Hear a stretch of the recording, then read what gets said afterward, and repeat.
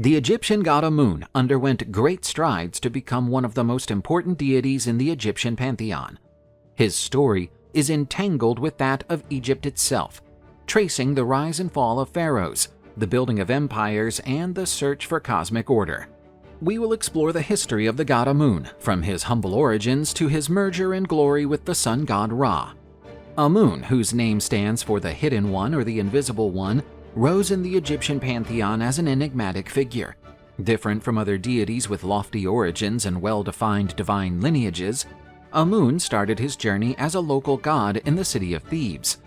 His role in that early period centered on simple but essential elements for the life of the Thebans: the soil fertility, which ensured sustenance, and the invisible force of the wind, found in the everyday life of that society.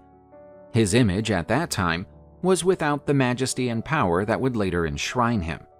He was not depicted with a high-plumed crown, nor did he wield divine scepters. In his early days, Amun was a deity close to men. Amun's fundamental nature as a god of the air, responsible for the vital breath Sahu that nourished existence and permeated all things, leads some scholars to draw connections with Ogdode of Hermopolis, a group of 8 primordial deities who represented the elements of creation. More specifically, the relationship with Amun-Nut, a god who personified primordial air, void, and infinite space before creation, sparks debate about a possible ancestral connection.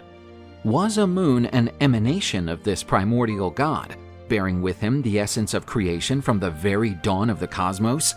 This fascinating scenario suggests that Amun's nature, even in its most local shape, already carried within it the power of the universal life force.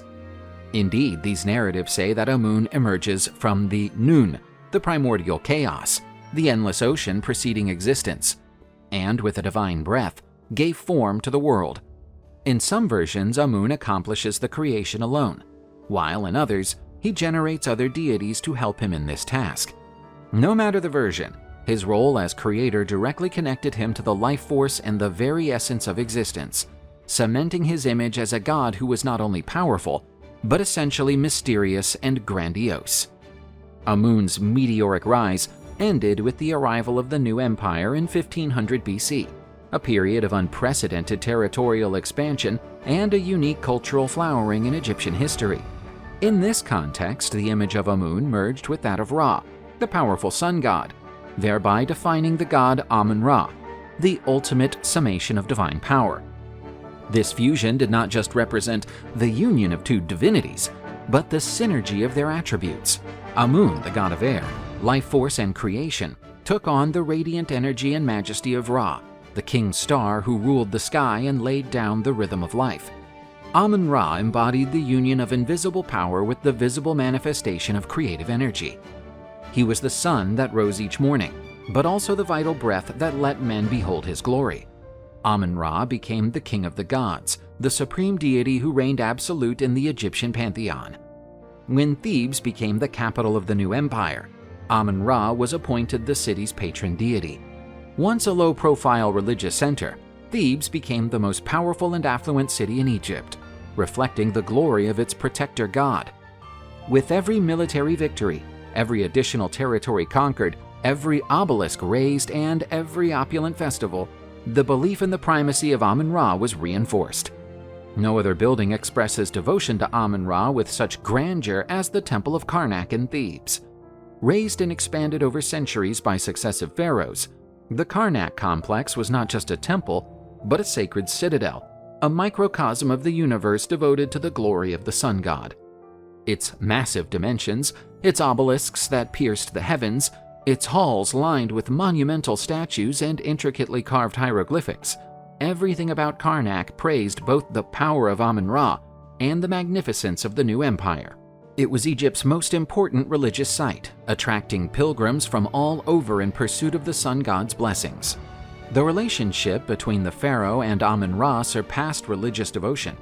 The pharaohs were regarded as sons of Amun-Ra, divine beings incarnated with the mission of ruling Egypt according to the sun god's will.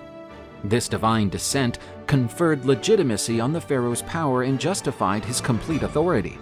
Grand rituals and festivals, such as the Opet festival, celebrated the intimate connection between the pharaoh and Amun-Ra, strengthening the cosmic order and the established political power.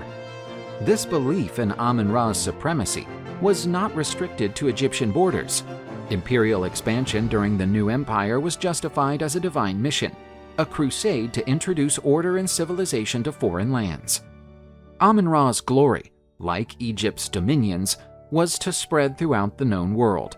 Military conquests, the tributes collected, and the imposition of Egyptian culture on the subjugated peoples were seen as a way of honoring Amun-Ra and expanding his dominion.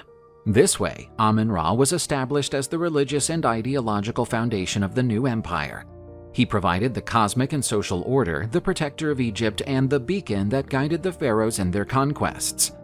Amun was often depicted in his human form as a majestic figure, with the traditional beard of the gods and wearing ceremonial robes. His skin color varied according to the aspect he wished to emphasize: blue representing the sky and its connection to the air, or red, symbolizing the sun and vital energy. In either form, Amun-Ra was easily distinguished by his distinctive crown, a solar disk bordered by two tall plumes, the Atef, which represented his union with Ra and sovereignty over the heavens. To round off the powerful image, Amun-Ra carried the Wa scepter, a symbol of dominion, and the Ankh, a symbol of eternal life. There were two animals associated with Amun-Ra, the ram and the goose. With its curved horns, the ram represented strength, virility, and fertility. The goose, known for its protective nature over its young and its high flights, stood for its connection with the divine, its ability to shift between heaven and earth, and its constant monitoring of the world. The female deity Mut, portrayed as an imposing woman with the double crown of Upper and Lower Egypt, was Amun-Ra's consort. The name Mut means mother, and she personified the feminine energy of creation, the fertility of the earth, and maternal protection. Amun and Mut had a son together named Khonshu, the god of the moon. He was associated with time, healing, and protection during the night. The divine family formed by Amun, Mut, and Khonshu was the Theban triad, representing family unity, the wholeness of the cosmic cycle, and the balance between complementary forces. Amun-Ra was also closely related to Ma'at, the Egyptian view of justice, cosmic order, and truth.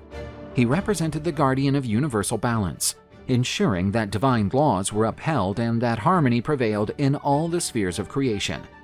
As representatives of Amun-Ra on earth, the pharaohs had the duty to exert justice and preserve Ma'at, thus guaranteeing Egypt's prosperity. The Egyptians' profound veneration for Amun-Ra echoes down the centuries in the prayers and hymns dedicated to him. These sacred texts, laden with lyricism and reverence, celebrate the greatness of the sun god, his creative power, his benevolence towards humanity, and his role as Egypt's protector. The hymns describe Amun-Ra as the Lord of all things, the creator of the universe, the father of the gods, and the hope of those on earth. Amun-Ra's influence stretched beyond the world of the living, guiding the dead on their journey through the underworld. He was regarded as a guide for the deceased, helping them to overcome the dangers of Duat, the realm of the dead, and to reach eternal life in the field of reeds, the Egyptian paradise. Amun-Ra is often cited in funerary texts, such as the famous Book of the Dead, to intercede for the dead and lead them into the presence of the gods. Amun's sovereignty over Egypt was under threat when the pharaoh Akhenaten formed a religious revolution by trying to replace it with a monotheistic religion centered on the sun disk Aten. Known as the Amarna, this period was a challenge to Amun-Ra's supremacy, with the destruction of his temples and the persecution of his priests. However, after Akhenaten's death, the cult of Amun-Ra was renewed with even greater strength, showing the depth of its roots in Egyptian culture.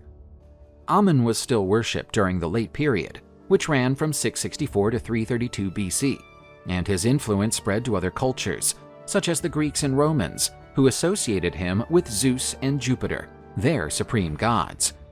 Although Egyptian civilization declined, the image of Amun, the hidden god who rose to the rank of king of the gods, still fascinates and inspires.